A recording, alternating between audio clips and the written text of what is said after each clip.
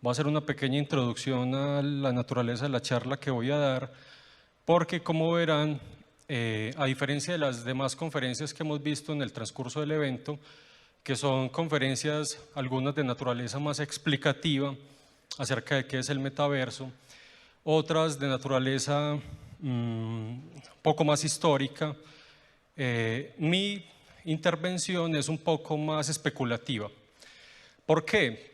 Porque intenté responder a una invitación que hace la universidad en este evento y es pensar más allá del metaverso. Es decir, no responder a la pregunta acerca de qué entendemos por el metaverso hoy o un metaverso, porque como hemos visto a través de las charlas no hay un único metaverso, sino que hay un conjunto de mundos digitales con unas determinadas posibilidades actualmente. Y lo que yo preparé es más bien algo de especulación científica con base en una determinada evidencia sobre tecnologías actuales de mejoramiento humano, que es en lo que estoy trabajando actualmente. Bueno, entonces voy a partir de la siguiente hipótesis. ¿Qué es pensar más allá del metaverso?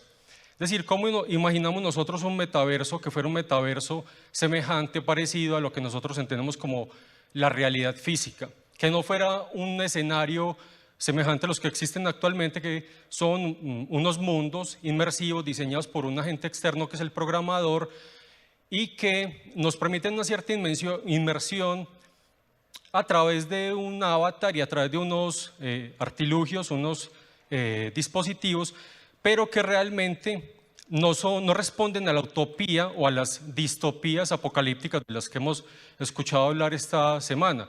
¿Cierto? Algunos las ven como algo utópico, deseable, un escenario de mejoramiento de la vida humana desmaterializada. Otros lo ven como un riesgo de deshumanización de las relaciones humanas, etc. Yo, más que hacer valoraciones acerca de la naturaleza del metaverso, lo que voy a es hacer unas especulaciones sobre las posibilidades futuras de ese metaverso. Voy a empezar con un tema que ha sido de discusión los últimos días y es con las inteligencias artificiales generadoras de imagen, particularmente con las inteligencias artificiales de un centro de investigación norteamericano, OpenAI, y su inteligencia artificial DALL-E 2, que, como ustedes saben, generan imágenes a partir de la comparación de rasgos asociativos, de la estructura de las imágenes, de su color, de la relación con el fondo. Pueden generar imágenes que no existen y utiliza una plataforma de otra inteligencia artificial de OpenAI, que es el GPT-3, que es una inteligencia artificial generadora de lenguaje, con la que hace unos meses hubo también una gran discusión acerca de si la naturalidad de la conversación con una inteligencia artificial particular de esas podía considerarse como una conversación con una entidad consciente, ¿cierto? ¿Qué pasa? Estas inteligencias artificiales son programas de computación diseñados para responder a tareas específicas y carecen de intencionalidad, ¿cierto? Responden a entradas que les da un programador, tienen unos límites, ellas tienen capacidad de aprendizaje, pero no son capaces de resolver problemas de acuerdo a sus propios intereses, carecen de intencionalidad, de autonomía, pero aquí vemos algunos ejemplos, son poderosas y nos muestran indicios de algo que puede llegar a ser más complejo, y es que una inteligencia artificial, por ejemplo, pudiera diseñar de manera autónoma un espacio virtual. Estas imágenes, por ejemplo, las desarrollaron los estudiantes en un proyecto que tenemos, de lo que voy a hablar ahora, que es acerca de cyborgización, es decir, de mejoramiento del cuerpo humano a partir de dispositivos tecnológicos. Le dimos la entrada a la inteligencia artificial de OpenAI, a DALL-E, que generara brazos robóticos con rasgos orgánicos. Entonces generó estas muestras. Otra inteligencia artificial a la que le dimos la instrucción de que generara imágenes que representaran el ser humano existiendo dentro de una realidad virtual, representó estas imágenes. Esas imágenes las genera la inteligencia artificial comparando imágenes de las cuales ya ha aprendido porque son entrenadas, ¿cierto? Pero no las generan autónomamente. Es decir, ¿qué sentido tendría que una inteligencia artificial genere la imagen de un ser humano entre un espacio virtual o un brazo con aspecto orgánico? El asunto es que estas inteligencias artificiales, programas particulares que responden o son capaces de desarrollar tareas específicas, podrían complejizarse en una inteligencia artificial denominada general. Les voy a explicar brevemente de qué se trata.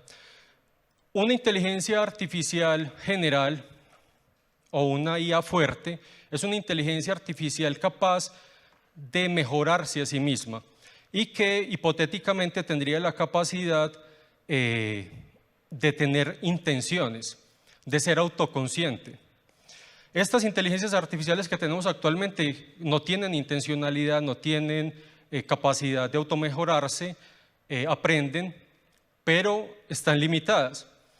En un escenario de inteligencia artificial fuerte, autogenerativa, que se automejora, que se autocorrige y que se duplica, podríamos estar hablando de un metaverso distinto, de un metaverso más parecido a lo que vemos, por ejemplo, en la ciencia ficción, particularmente en Matrix.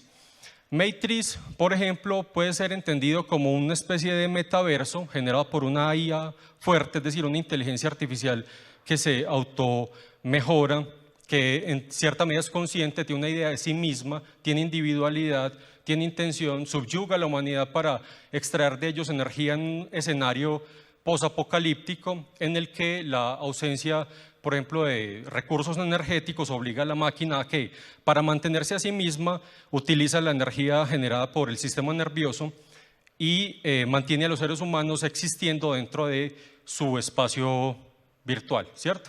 Bueno, ¿es eso posible? Hay algunos autores, particularmente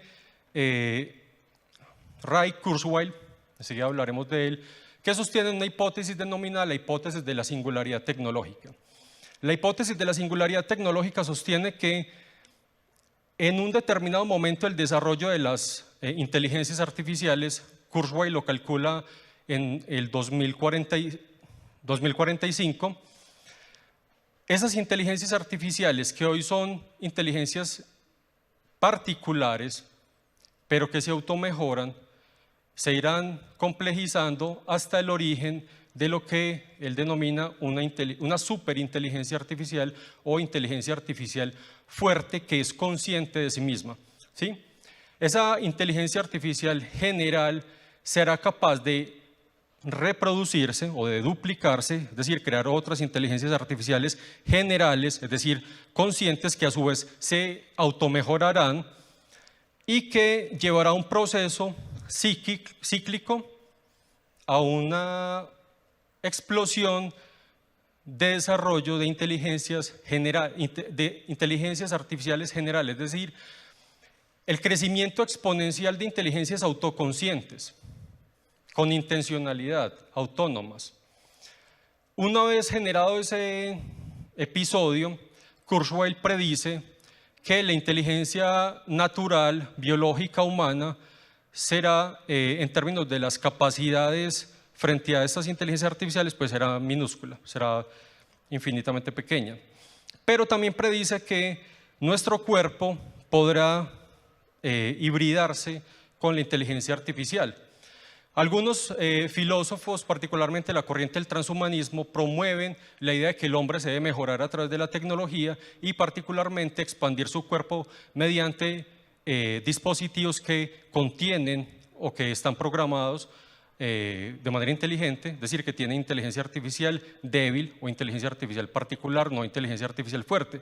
Pero ¿qué pasaría en un escenario donde el hombre se combine con la máquina y esta máquina a su vez esté dotada de inteligencia artificial fuerte, es decir, que tenga capacidad de autorregulación, que tenga una idea de sí misma, que tenga intencionalidad, etc.?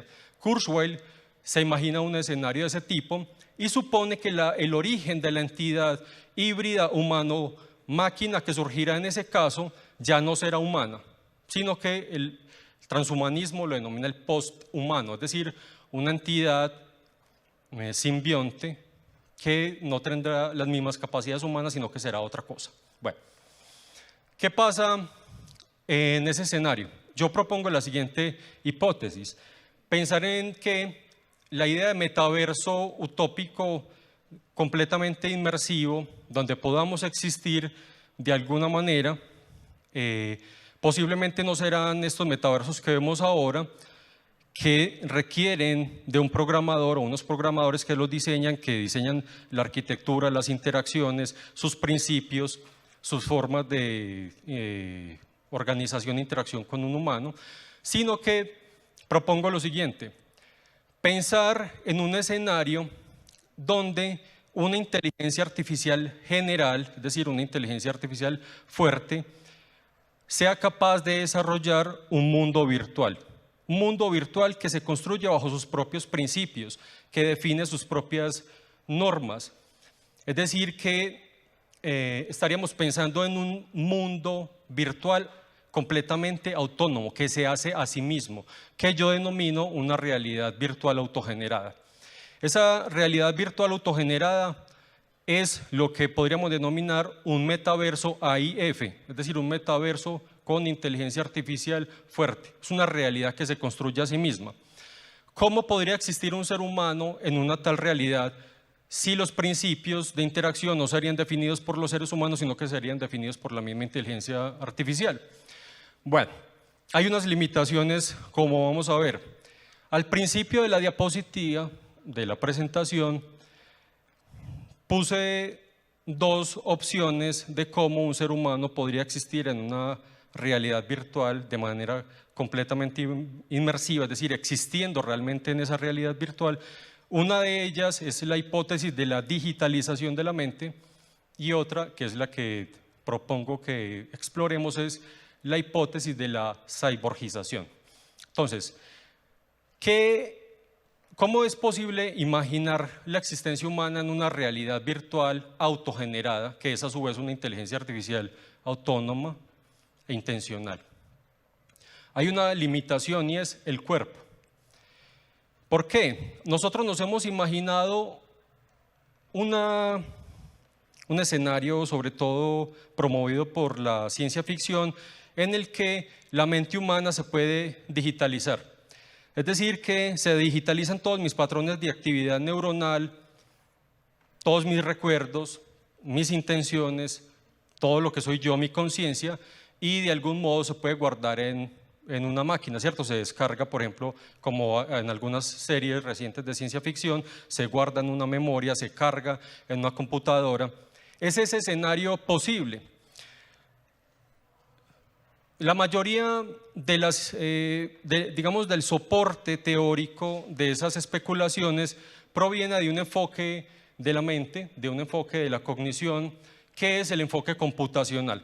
El enfoque computacional de la mente sostiene que la computación que realiza el cerebro es un conjunto de ejecución de instrucciones programadas dentro de la estructura del cerebro, que de algún modo se pueden escanear, ¿cierto? Se podrían escanear y se podrían digitalizar. Y de algún modo nos imaginamos que es digitalizable la mente humana. Pero, ¿qué pasa con esta hipótesis? Se sostiene a partir de un modelo descorporizado del cerebro, donde, digamos, lo único que genera la mente es el cerebro, y para que el cerebro esté vivo necesita un soporte biológico, recibir nutrientes, y hay algunos autores, particularmente filósofos como Jonathan Dancy, que propuso una idea que hoy, digamos, genera mucha discusión, y es que si el cerebro estuviera en una computadora, si no fuera esta realidad la realidad real, sino que esto fuera ya una realidad simulada, estaríamos viviendo una simulación, mientras nuestro cerebro estaría conectado a una máquina de soporte biológico, y no sabríamos distinguir, por ejemplo, si estamos dentro de la simulación o no, porque la realidad sería la realidad donde está el cerebro, que no tendríamos ni idea de cuál sería, ¿cierto? El asunto es que hay otro modelo reciente que es cada vez más fuerte dentro de la neurociencia, que intenta responder a algunos problemas de la neurociencia computacional y del modelo computacional de la cognición, y que propone un modelo corporizado de la cognición de acuerdo con el cual la mente humana necesita necesariamente el cuerpo porque el cuerpo cumple papeles cognitivamente activos, es decir, constriñe la generación de actividad cognitiva a través, por ejemplo, de la generación de bucles sensomotores, es decir, de percibir, actuar sobre la realidad, alimentar el cerebro, modula la actividad cerebral, las emociones mismas que se generan como estados viscerales modulan la actividad cerebral, la marcan somáticamente. Entonces, ¿cómo sería posible generar una mente sin cuerpo? Sería una mente vacía, ¿sí? Porque la mayoría de la actividad cognitiva que genera nuestra mente está determinada por el cuerpo en el que el cerebro está embebido y por digamos, la relación que mantiene el cuerpo con el mundo. Ahí surge una triada cerebro, cuerpo, ambiente que es imposible de destruir. Entonces, hay algunos autores que sostienen lo siguiente: nuestra mente no solo necesita del cuerpo para generarse el cerebro, no solo necesita el cuerpo para generar una mente, sino que necesita de una realidad con la que ese cuerpo está interactuando, y esa realidad tiene unas determinaciones a las que nosotros nos hemos acoplado históricamente a través del curso de la evolución humana. La forma como están hechas nuestras estructuras sensoriales, la forma como están hechas nuestras estructuras motoras, la forma como evalúa el cerebro, la información depende de cómo estamos estructurados corporalmente, de lo que se denomina un esquema corporal o el plan corporal, que es un producto evolutivo, es decir, un producto de un desarrollo histórico del cuerpo. Entonces, imaginar cómo es que sería la existencia de la mente humana en una realidad digital es imposible, porque no es posible la digitalización del cuerpo. ¿Por qué no es posible la digitalización del cuerpo? Porque el cuerpo es una estructura biológica que responde a unas necesidades adaptativas, tiene unas funciones, y esas funciones no se pueden digitalizar. Por ejemplo, parte de lo que regula la actividad mental son procesos metabólicos, la transformación de energía, incorporar nutrientes, transformarlos y expulsarlos al ambiente en forma, por ejemplo, de entropía. Somos una máquina que mantiene un flujo de energía. ¿Para qué digitalizar un cuerpo con órganos viscerales que no van a generar necesidades biológicas? ¿Cómo van a regular esos cuerpos digitales? Ahora escuchamos un concepto metacuerpo que me pareció interesante.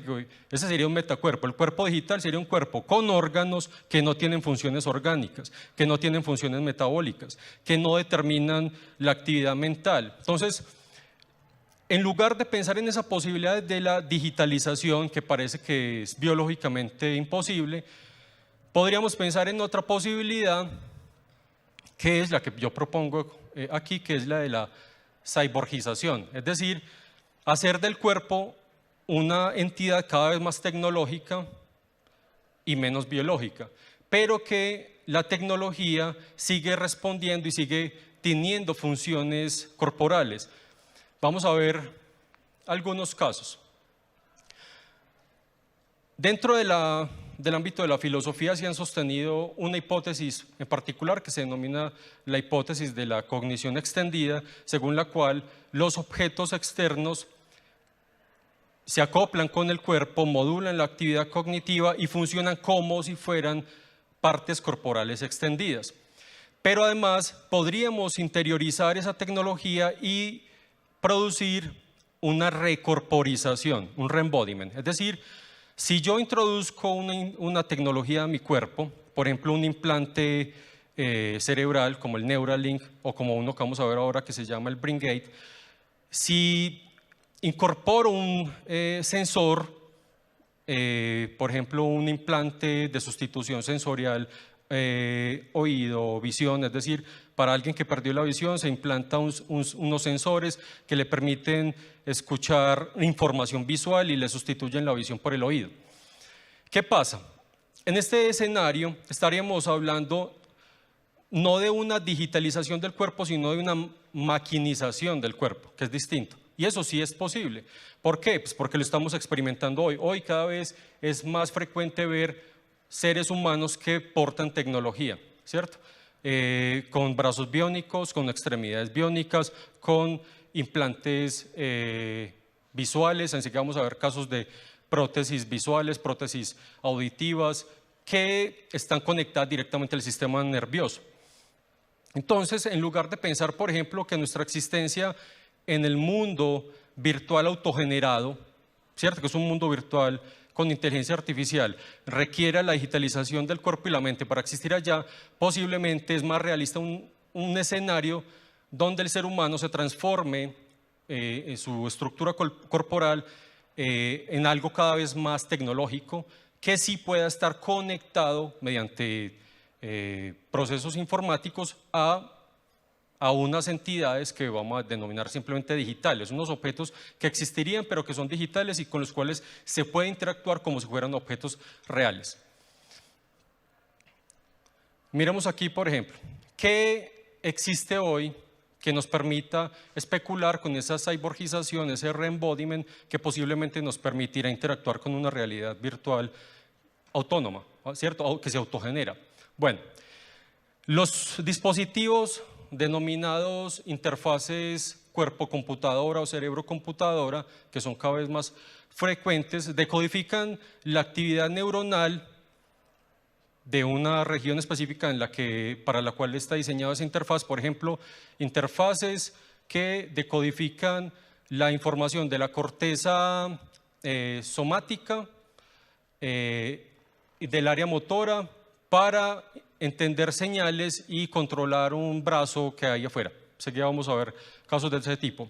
O una interfaz que se conecta a un nervio sensorial y que cumple las veces de una piel artificial y que podemos sentir como si fuera nuestra propia piel. Enseguida veremos casos de esos.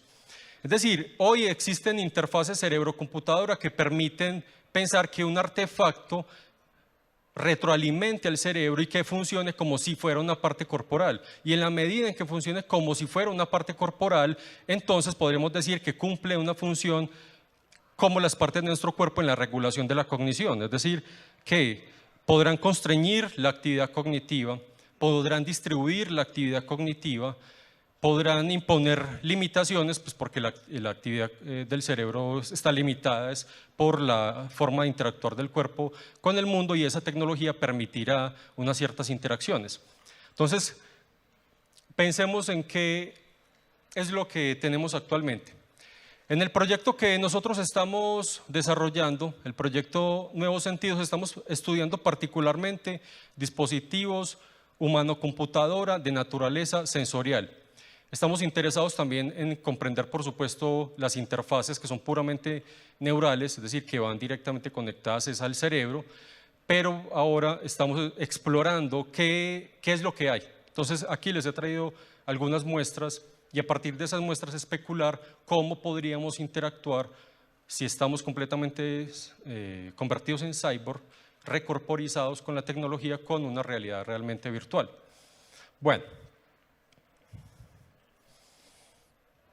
Estado de desarrollo actual. Disponemos de muchos dispositivos de extensión sensorial que permiten aumentar, sustituir o restaurar modalidades sensoriales. Por ejemplo, modalidades sensoriales dañadas, sustituirlas por una modalidad sensorial que funciona correctamente a través de un dispositivo que se denomina de sustitución sensorial.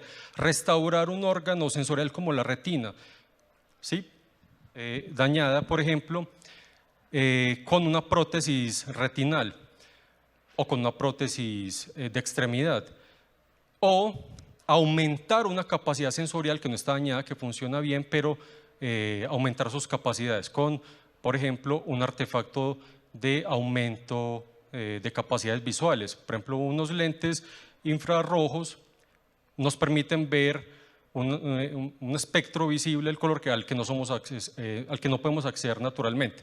Entonces, hice una búsqueda de dispositivos que nos permitieran especular un poco sobre cómo la recorporización, la transformación del cuerpo y por lo tanto la transformación de la mente humana nos permitiera pensar en un escenario posible donde sí nos conectemos con una realidad puramente digital. Este es un dispositivo pues, conocido por todos, un implante coclear. ¿Qué es lo fascinante de un implante coclear? Que está directamente conectado a una región neuronal, está directamente conectado al nervio auditivo. Entonces, recoge información del ambiente información sonora, la procesa y luego estimula eléctricamente la cóclea donde están los receptores auditivos. Es decir, descarga información directamente sobre el nervio auditivo que se ocupará de llevarlo hasta la región del cerebro que procesa la información auditiva, que es la corteza auditiva primaria. Pero, inspirados en trabajos sobre los implantes cocleares, algunos científicos, en particular estos dos, Costanzo y Coelho, Coelho es un especialista en implantes cocleares, desarrollaron en conjunto un implante olfatorio. ¿Qué es? Funciona de manera semejante a un implante coclear. Hay un sensor artificial que recoge información olfativa real y lo transporta hasta el bulbo olfatorio con el que está conectado unos microelectrodos. Hay unos microelectrodos pegados en el bulbo olfatorio. Aquí está el receptor. En el prototipo que ellos tienen montan ese sensor sobre unos lentes. Podría ubicar en cualquier parte del cuerpo, podría estar de hecho implantada en algún hueso. Recoge información y la manda directamente al bulbo olfatorio para que sea procesada por los centros corticales del olfato. ¿Qué pasa? Que en un escenario, por ejemplo, donde la información sensorial no provenga del ambiente, del mundo real, sino que sea generada por computadora, para el cerebro sería indistinto si este sensor que viene aquí en las gafas o que se implante en el cráneo recoge información olfativa real o es información olfativa aumentada, simulada, y que se envía el sensor y ese sensor estimula eléctricamente el bulbo y mi cerebro cree que está oliendo, pero no estaría oliendo. O sea, no estaría oliendo un olor de la realidad real, sino que estaría oliendo un olor de una realidad virtual. Enseguida propondré más o menos una idea de cómo puede ser eso posible. Aquí tenemos un implante distinto, es un implante para restaurar el tacto en personas que lo han perdido por algún tipo de lesión. Funciona como una piel artificial. Ustedes saben que nuestra piel tiene mecanorreceptores mediante los cuales pues, detecta los cambios de presión de los objetos que tocamos o que nos tocan y que envían información al cerebro por vía de unos nervios ascendentes, unos nervios sensoriales.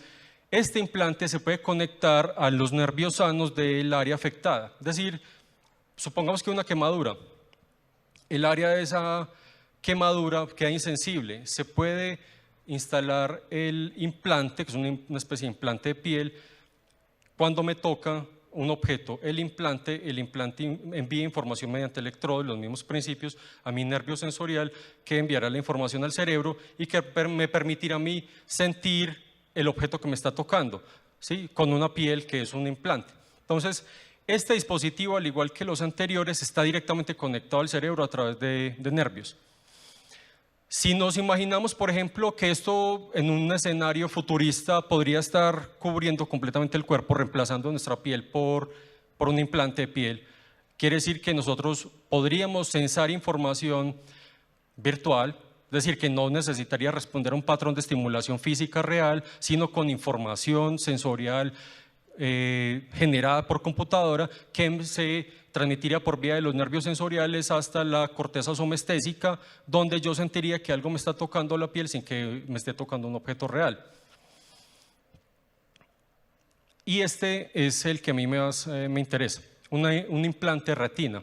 Este implante de retina es una microplaca que contiene detectores de luz que funcionan como si fueran los fotorreceptores de la retina y que estimulan el resto de las células retinales sanas que envían esa información por vía del nervio óptico hasta la corteza visual y que le dan al cerebro le dan sensaciones visuales. No, digamos, hay una restauración completa del sentido de la vista de las personas que llevan este implante, pero hay una recuperación parcial de la visión. Pueden ver formas, pueden reconocer movimiento, etcétera.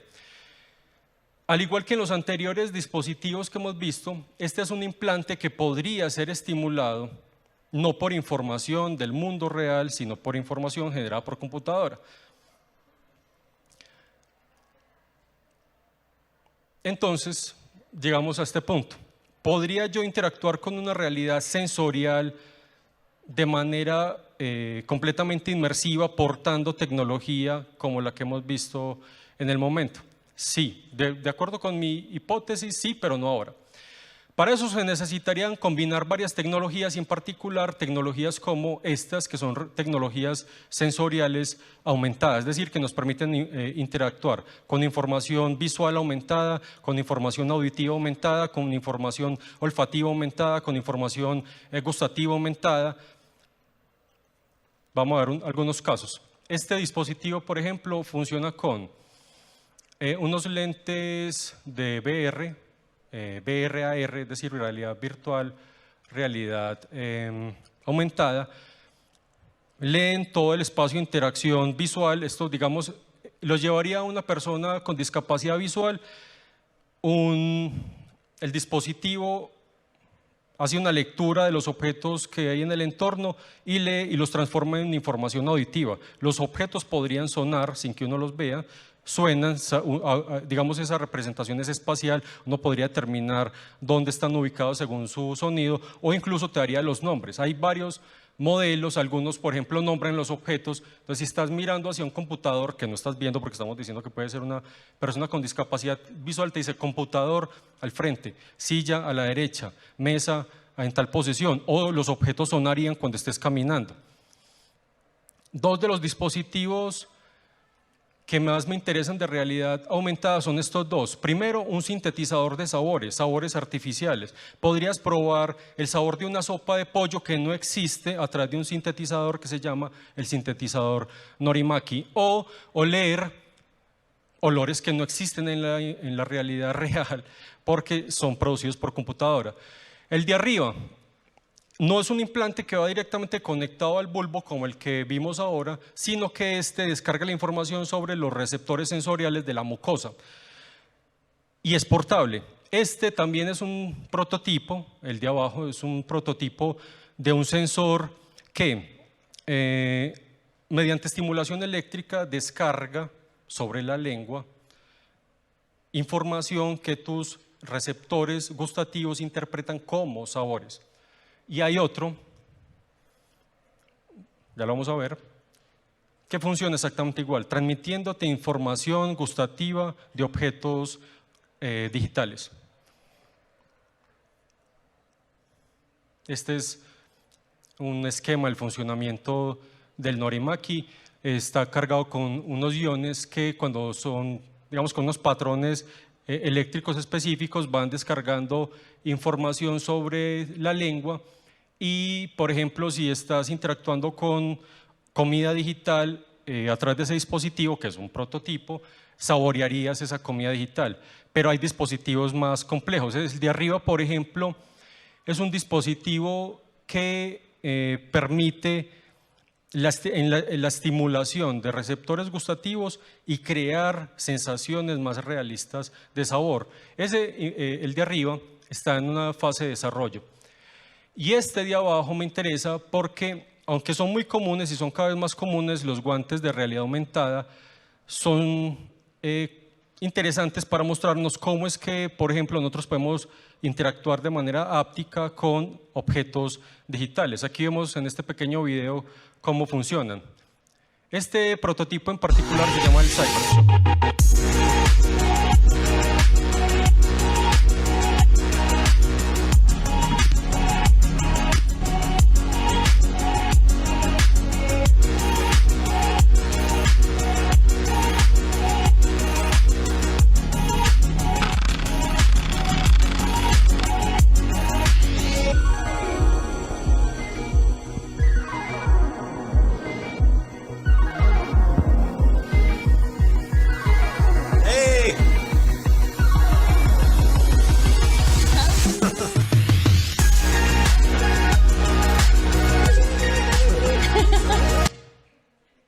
Entonces, perdón, era el CyberTouch.